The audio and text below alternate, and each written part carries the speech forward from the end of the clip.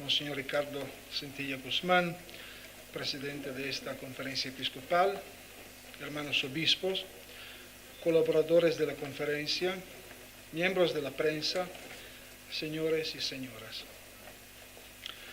Agradezco mucho la invitación para compartir con ustedes estos días de oración, reflexión y de toma de decisiones, siempre en bien de esta amada porción de la Iglesia en Bolivia.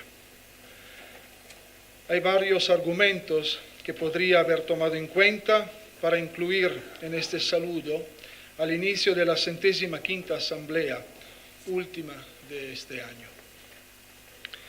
Creo oportuno, sin embargo, referirme a un evento reciente que ha interesado a la Iglesia Universal y que sería un pecado no abordar y profundizar en un contexto tan importante como es la inauguración de estos trabajos de la Conferencia Episcopal.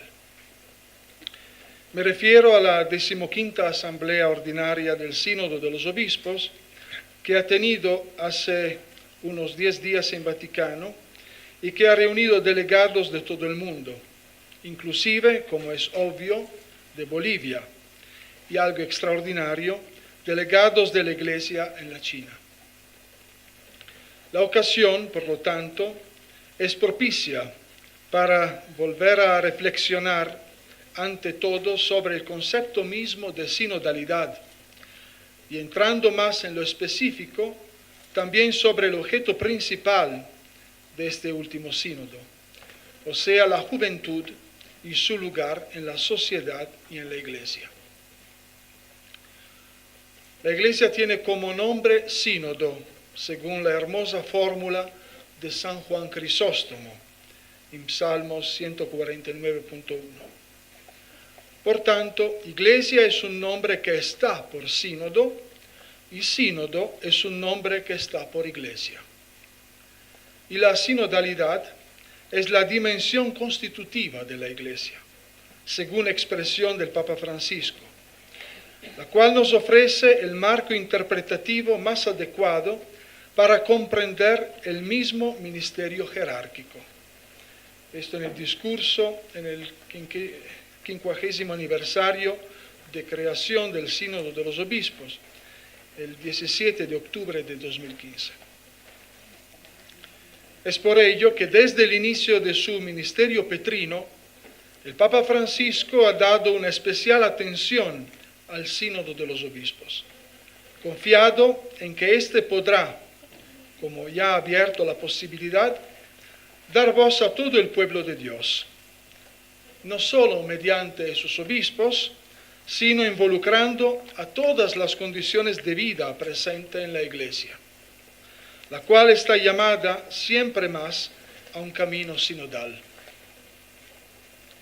Él, desde el inicio de su pontificado, ha entendido valorar el sínodo que constituye una de las herencias más preciosas del Concilio Vaticano II. Es este el impulso que el Papa Francisco ha dado y da al término sinodalidad, que es el camino que Dios espera de la Iglesia del tercer milenio, tal como lo manifestó en el citado discurso del 17 de octubre de 2015. Se trata del pueblo de Dios, cuyos miembros caminan juntos en la pluralidad de sus carismas y de sus ministerios, y favorecidos por la variedad de vocaciones, todas al servicio del bien común. La sinodalidad evoca así a la Iglesia como pueblo de Dios en camino y asamblea convocada por el Señor. En la Iglesia, por lo tanto, se camina juntos para dar cumplimiento al proyecto de Dios y para evangelizar dando testimonio de unidad. Este proceso incluye el hecho de estar también juntos en asamblea, invocando las luces del Espíritu Santo para no desviar del camino y para estar siempre al servicio de la evangelización. En esta preciosa línea pastoral El Papa Francisco nos ha regalado la Constitución Apostólica Episcopalis Communio, precisamente sobre el sínodo de los obispos. Todas las normas en ellas contenidas no hacen sino afianzar que la Iglesia es constitutivamente sinodal. En ella se evidencian nítidamente los 3 pasos de ese caminar juntos. El primero tiene su inicio en la escucha del pueblo de Dios. Luego, en la escucha de los pastores del pueblo de Dios. Y finalmente, en la escucha del vicario de Cristo, pastor y doctor de todos los cristianos. Todos a la escucha de Dios. Punto que fue resaltado últimamente por el Papa Francisco con estas palabras. La perspectiva de una iglesia sinodal y de la palabra requiere el valor de escucharse recíprocamente, pero sobre todo de escuchar la palabra del Señor. Esto en su visita a Piazza Armerina, en Sicilia, el 15 de septiembre de 2018. La sinodalidad está también presente en el camino ecuménico resaltado por el Papa Francisco, que habían empezado y continuado sus predecesores, a fin de llegar a la plena y visible unidad de una iglesia que camina con Cristo a la cabeza. En la 9ª Congregación General del reciente Sínodo de los Obispos, el director del Methodist Ecumenical Office ha dejado oír un apasionado llamamiento a caminar, orar y trabajar juntos, apuntando a la santidad, reforzando diálogo y colaboración común. La asamblea que hoy se abre para esta iglesia en Bolivia es momento propicio para afianzar y consolidar este deporte espiritual, que implica ir como comunidad hacia Dios, pidiendo para ello humildemente las luces del Espíritu Santo, orando y trabajando juntos, teniendo como meta la propia santidad y la de quienes conforman el rebaño del Señor, dispuestos a dialogar y colaborar para el bien y el progreso de la Iglesia y de la sociedad boliviana. Esto es ejercer la sinodalidad. Esto es hacer parte de una iglesia sinodal, donde no se cuestiona el principio de autoridad, que no deja, por gracia de Dios, de ser un servicio a los demás hermanos y hermanas en el Señor, sino donde cada uno, a partir del papel que le compete, a largo, mediano o corto plazo, ofrece su contribución con sentimientos de respeto mutuo y fraternidad, todos a la búsqueda de un superior bien común. Es exactamente lo que acaba de pasar en la 15ª Asamblea General Ordinaria del Sínodo de Obispo en el Vaticano, el pasado mes de octubre, centrado en el mundo de los jóvenes y sus desafíos. El camino sinodal, marcado por el sínodo precedente, que ha tenido lugar en 2015, relativo al tema de la familia, ha sido sin duda alguna la premisa necesaria para que el Papa Francisco dedicara esta última asamblea al tema los jóvenes, la fe y el discernimiento vocacional. De hecho, el hogar es la sede natural donde cada miembro aprende de los otros a consolidar un amor cada día más profundo y sólido, donde los hijos aprenden a crecer y madurar, puesto que el modo en que los jóvenes se forman depende en buena parte de lo que reciben o de lo que no reciben de sus entornos familiares. Esto también es un camino sinodal.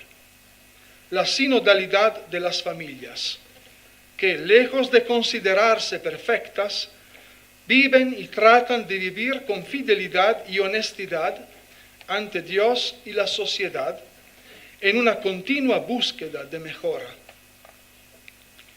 Por eso la Iglesia mira con solicitud a las familias, las acompaña y las ayuda para que puedan cumplir con su misión educativa, dado que, como dice el Papa Francisco en la exhortación apostólica Amoris Laetitia 259, los padres siempre inciden en el desarrollo moral de sus hijos, para bien o para mal.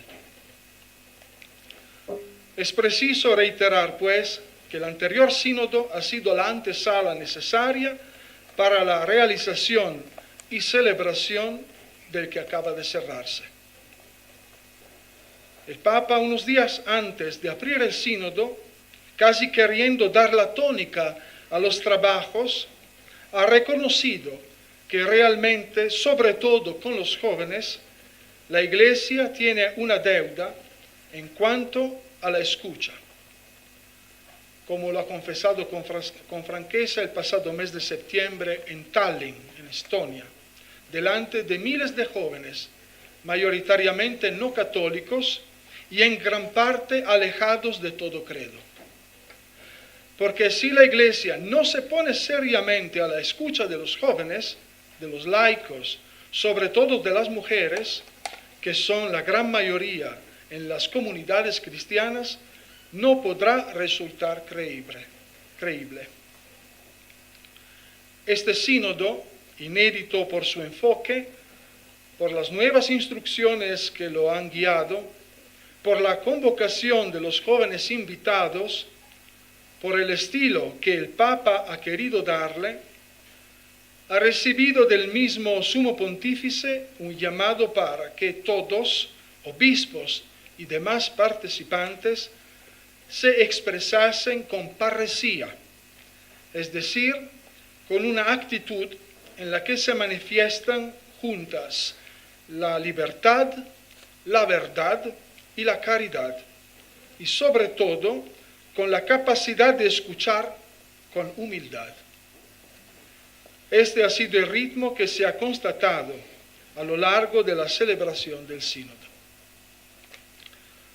La clausura de los trabajos sinodales el pasado domingo 28 de octubre ha coincidido con la publicación de su documento final. Se trata de un texto tanto amplio y articulado como profundo, fresco y esperanzador. Hará falta seguramente mucho tiempo para leerlo bien, profundizarlo y traducirlo en nuestra vida personal y en la vida de la Iglesia.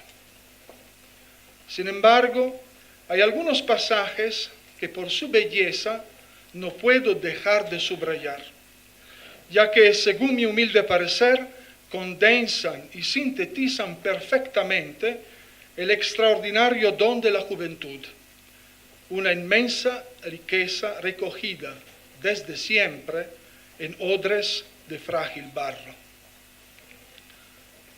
En especial voy a citar 3 párrafos. En el número 64 se lee: creemos que hoy también Dios habla a la Iglesia y al mundo mediante los jóvenes, su creatividad y su entrega, así como también por medio de sus sufrimientos y peticiones de ayuda. Con ellos podemos leer proféticamente nuestra época y reconocer los signos de los tiempos. Por esto los jóvenes son uno de los lugares teológicos en los que el Señor nos hace conocer algunas de sus expectativas y desafíos para construir el mañana. Así como en el número 65 se lee: muchos jóvenes santos han hecho resplandecer los lineamientos de la edad juvenil en toda su belleza y han sido en su época verdaderos profetas del cambio. Sus ejemplos muestran de lo que son capaces los jóvenes cuando se abren al encuentro con Cristo. En fin, quiero evocar también el número 66. los jóvenes son portadores de una inquietud que va ante todo escuchada, respetada y acompañada, apostando con convicción sobre su libertad y responsabilidad. La Iglesia sabe por experiencia que la contribución de ellos es fundamental para su renovación. Los jóvenes, en ciertos aspectos, pueden estar más adelantados que los pastores. La mañana de Pascua, el joven discípulo amado ha llegado primero al sepulcro, precediendo en su carrera a Pedro, agobiado por la edad y la traición. De la misma manera, en la comunidad cristiana, el dinamismo juvenil es una energía renovadora para la Iglesia, porque la ayuda a quitarse de encima pesos y lentitudes para abrirse al resucitado. Al mismo tiempo, la actitud del discípulo amado indica que es importante mantenerse coligados con la experiencia de los ancianos, reconocer el papel de los pastores y no ir adelante solos. Se tendrá así aquella sinfonía de voces que es fruto del Espíritu.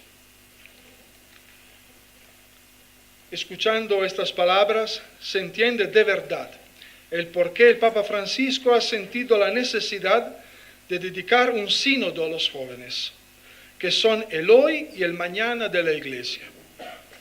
Si amamos a la Iglesia y su destino eterno, no podemos no amar a los jóvenes.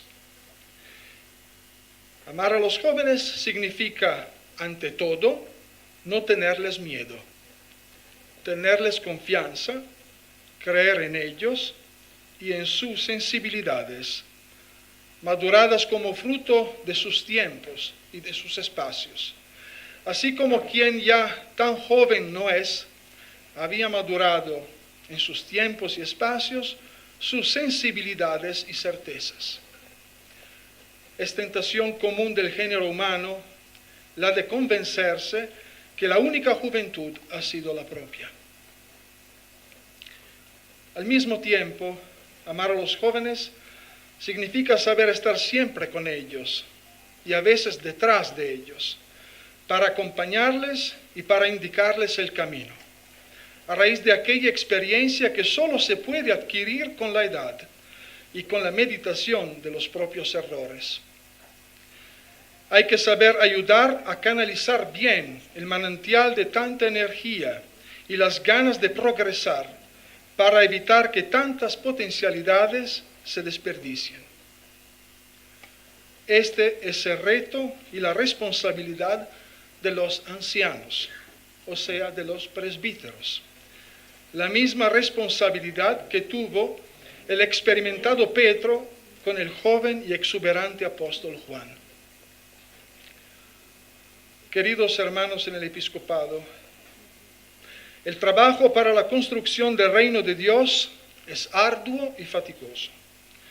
La tarea profética dentro de la Iglesia nos pide vivir discernimiento a la luz del Espíritu Santo, donde está el camino de la verdad y de la vida, y donde están los más necesitados de nuestro acompañamiento. La Iglesia somos todos los que adherimos a Cristo, y es nuestro deber seguirlo, pero caminando juntos, como peregrinos hacia la meta final. A la apertura de los trabajos del Sínodo, en su discurso inaugural, el 3 de octubre pasado, el Papa Francisco ha tenido palabras impregnadas de amor y ternura para la Iglesia, que quiero reproducir aquí. Merece la pena sentirse parte de la Iglesia o entrar en diálogo con ella. Vale la pena tener a la Iglesia como madre, como maestra, como casa, como familia, y que a pesar de las debilidades humanas y las dificultades, es capaz de brillar y transmitir el mensaje imperecedero de Cristo.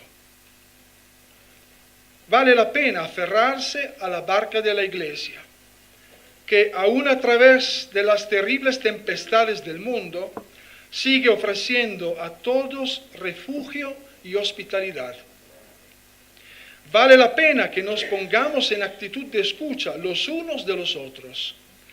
Vale la pena nadar contracorriente y vincularse a los valores más grandes: la familia, la fidelidad, el amor, la fe, el sacrificio, el servicio y la vida eterna. El Espíritu Santo ilumine y guía esta asamblea. La presencia de María Santísima, Reina de la Iglesia, presida con maternal solicitud las reuniones de estos días.